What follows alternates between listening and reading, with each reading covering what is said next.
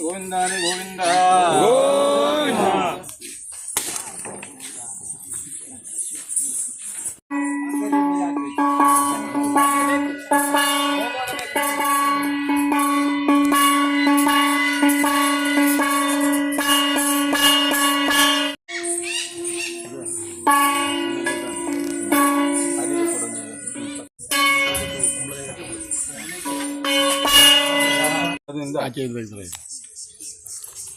ಅತ್ಯಂತ ಅಕ್ಷಯವಾಗಿ ನಮ್ಮ ಬ್ರಹ್ಮಕಲಶೋತ್ಸವಕ್ಕೆ ದವಸ ಧಾನ್ಯಗಳು ಬರಬೇಕು.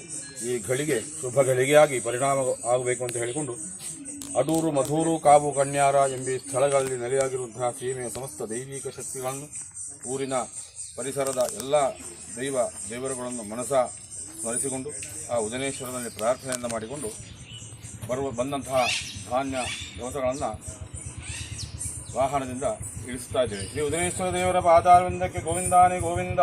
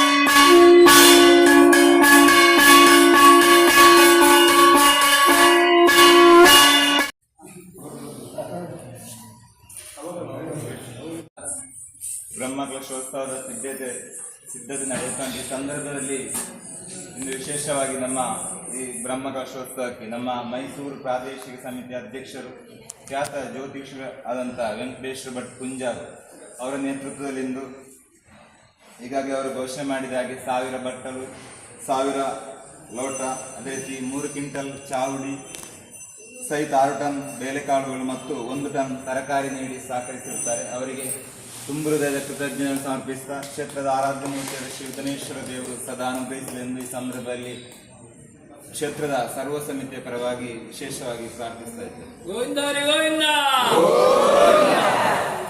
ಅದೇ ನಾವು ಮೈಸೂರು ಪ್ರಾದೇಶಿಕ ಸಮಿತಿ ನೇತೃತ್ವದಲ್ಲಿ ನಮ್ಮ ಸಮಿತಿ ಕೂಡ ಅಲ್ಲಿ ತರಕಾರಿ ಕೃಷಿಯನ್ನು, ಸಾವಯವ ತರಕಾರಿ ಕೃಷಿಯನ್ನು ಮಾಡಿರುತ್ತೇವೆ.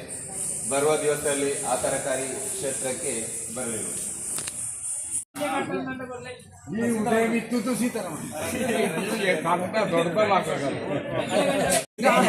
ದೊಡ್ಡ